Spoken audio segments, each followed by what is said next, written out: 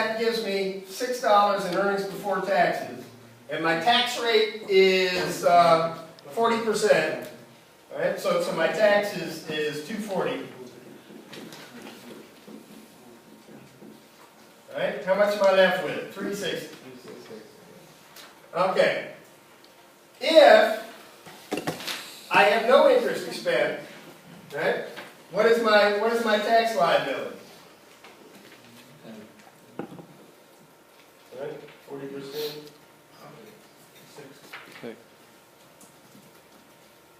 What happened to my taxes? Go up. Because you deduct interest expense to calculate your taxes, there's a tax shield on that, right? Yeah. And the tax shield is the tax rate, which in that example is 40%, times interest expense. It didn't cost me $4, right? It really cost me what? 2.4. Let's see, $1.60. Yeah, it cost me $2.40, right? Because of the tax shield on interest. So I got to add that back. Like we subtracted this interest expense after in real cash terms, it didn't cost me that much to pay that interest. Right? So I'm going to add back the tax shield on interest. So add back interest expense times the tax rate, your effective tax rate. All right. What else have I got? Deferred taxes. Same thing applies. Deferred taxes means what? I expensed it, but I did not pay it. It says Add it back. add back interest expense times tax rate. Yes. What is our cash cost of interest? Right? It's your interest expense times 1 minus the tax rate. So instead of, okay, let me subtract it, add it back and then subtract that out, I just took a shortcut and just added back the shield. Added back the other piece of it. So now I'm going to add back the year-to-year change in deferred taxes. And this is going to give me a measure that we would ordinarily think of as cash flows. Right? Is this business growing? Do we make it grow? Yeah. Well, that means that we don't get to keep all that, do we? We have some kind of capital expenditures that we're going to have to subtract out, right? So I'm going to subtract out my capital expenditures. Now, where am I going to get that from? I'm going to go to that ratios and data table and look at row 127, I think it is, and it's going to tell me what the company's capital expenditures are over time. The problem with capital expenditures is they don't tend to be nice and smooth. They tend to be lumpy.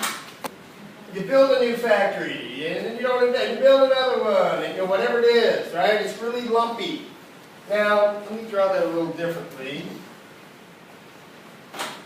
Let's say we got our steps like this. That's our lumpy capital investment. You near side or far side it's in. You have to hold things close or you hold them far away. To see, without your glasses, you got to hold it up close or hold it far away? Far away. You got to hold it far away. You're not helping me.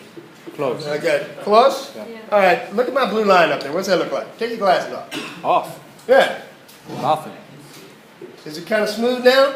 I cannot see the line. Can you see? If we step back far enough, right, we can kind of do this and say it's the same. Yeah. Right? And that's really what we're doing here in this forecast. You got to look at it, you got to smooth it, right? If you know, all right, next year they're going to do such and such, well then put that in, right? But if you don't, you got to smooth it. Yeah. Doesn't that change my assumption about the percentage of PP&E over time? Well, that's one way we could proxy for it, couldn't we? We could come up here and say, okay, I'm going to look at your CapEx over time. Is that consistent with, wherever we are here, our change in PP&E, gross PP&E? And in this one we'd say, okay, we got $5 million increase. That's my capital expenditure, right?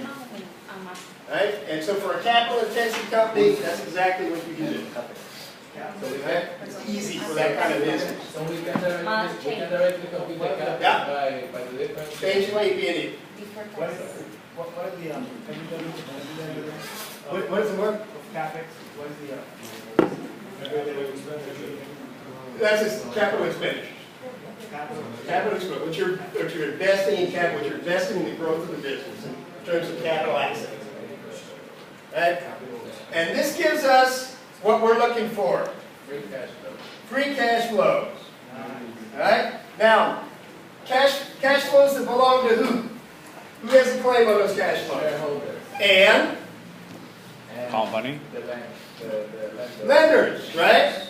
So it's not all ours as a shareholder, because we still owe debt in this model, right?